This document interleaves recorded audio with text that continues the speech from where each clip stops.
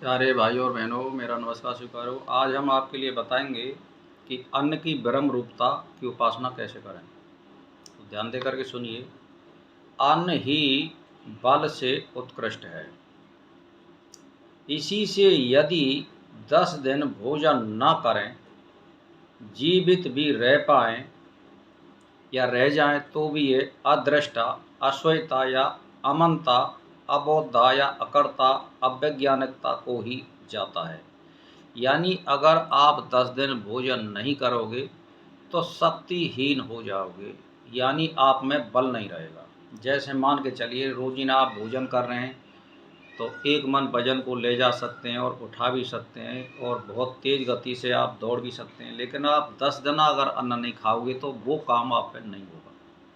इसीलिए बल कहाँ से आ रहा है? अन्न से आ रहा है, खाने पीने से आ रहा है। तो भाई और बहनों, फिर अन्न की प्राप्ति होने पर ही वह दृष्टा होता है, श्रोता होता है, मनन करने वाला होता है, बोधा होता है, कर्ता होता है और विज्ञाता होता है। तुम अन्न की उपासना करो, यानी सब अब इससे पीछे रह गए। अन्न की उपासना करने में सब आ गए हैं, जो मान के चलिए। तो वह तो अन्न ही ब्रह्म है, ऐसी उपासना करता है उसे अन्नवान पाकवान लोगों की प्राप्ति होती है। जहाँ तक उसकी अन्न की गति है, वहाँ तक उसकी स्वेच्छा गति हो जाती है। जो कि अन्न की यह ब्रह्म है, ऐसी उपासना करता है। अन्न से बढ़कर क्या है? अन्न से बढ़कर जल है।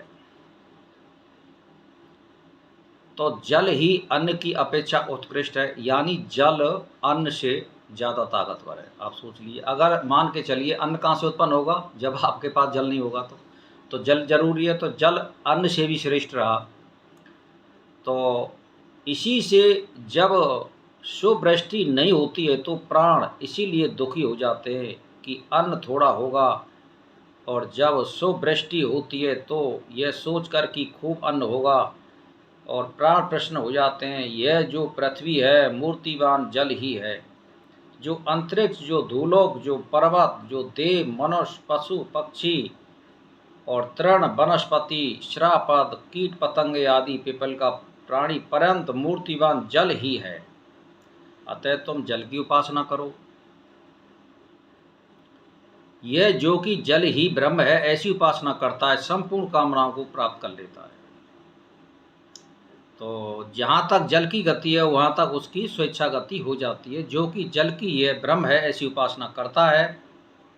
तो भाई और बहनों, अब आप सोच लीजिए कि एक से ऊपर एक होता है।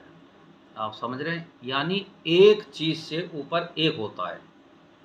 तो अब जब लास्ट में बात आ रही है जल की, अगर जल की उपासना करते हैं तो इसमें पीछे सब डब्बा जुड़ गए।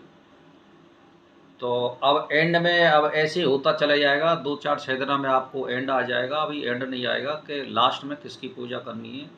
अब आपके लिए मैं क्रम ही बता रहा हूँ कि आप जल की पूजा करोगे तो पीछे सभी ब्रह्म रूपता इसमें जुड़ गई है। पहले आप ध्यान दे लो। इसीलिए भाई और बहनों, आप एक को पकड़ लो, उससे सब जुड़ जाते हैं, जो मान के चलिए।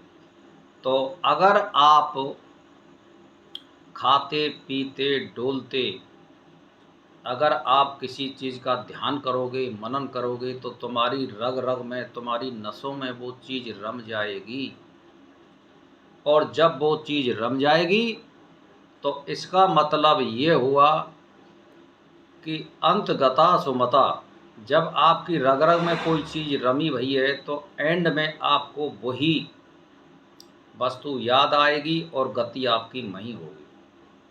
इसीलिए आप एक को साधो सब सत जाएंगे, ये निश्चित बात है। इसीलिए खाते पीते डोलते, और वो मनुष्य वैसा ही उसका मन हो जाता है, वैसी उसकी इंद्रिय हो जाती हैं।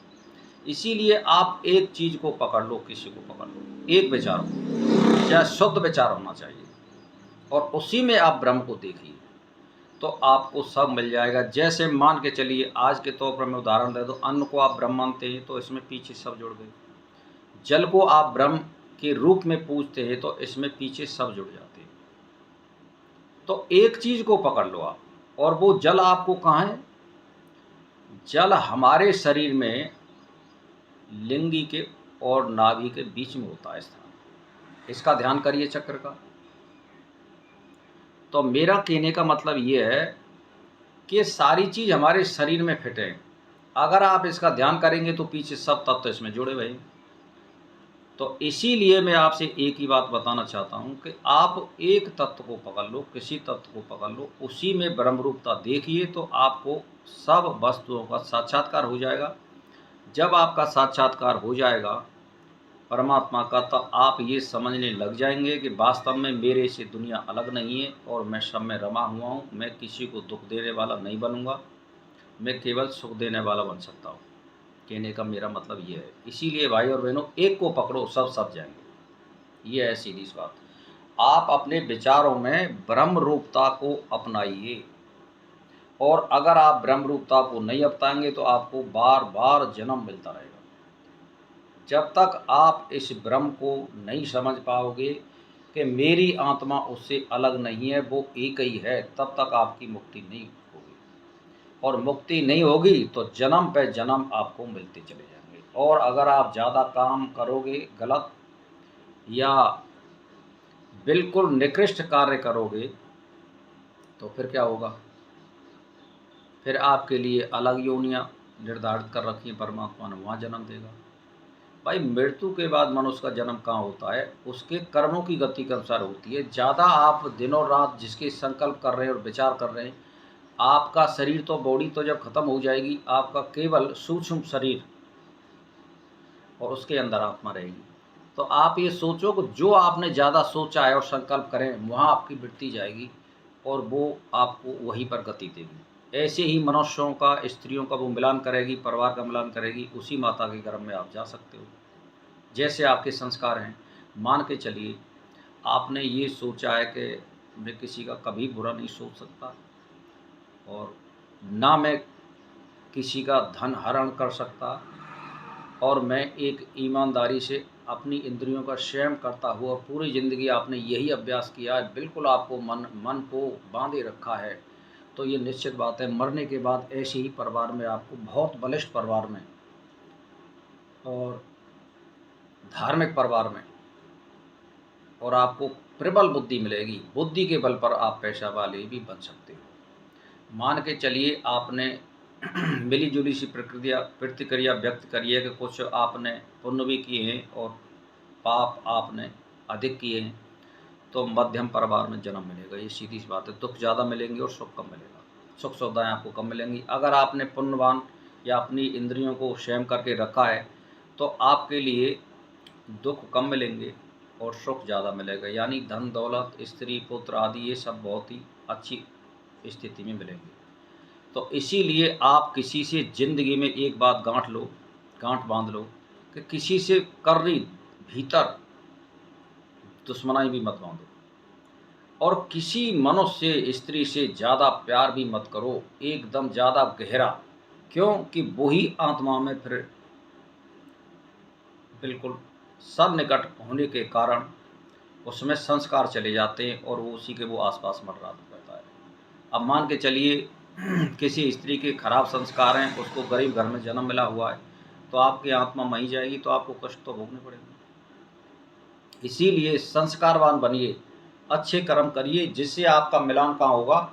अच्छे संस्कारवान परिवार में और माता के गर्भ में आप जाओगे।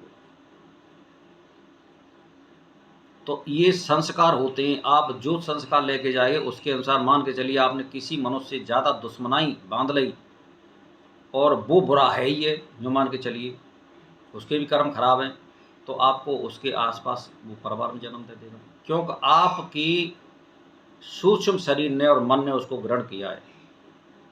आप माँ दुश्मन के रूप में उसको हानि दोगे। और अगर किसी से बहुत अच्छे संबंध में तुम्हारे प्यार प्रेम है, तो माँ आपके माध्यम से उनकी उन्नति होगी और आप बहुत ही प्रतिष्ठावान बनोगे और उनके लिए कमा करके देने वाले बनोगे। तो इसीलिए आपको एक ही बात गांठ बांध लो कि शुभ कर्म करें और शुभ संकल्प करें और ब्रह्म रूपता का अभ्यास करें। तो भाई और बहनों, आज के टॉपिक को हम यहीं पर ख़त्म करते हैं। मेरा नमस्कार।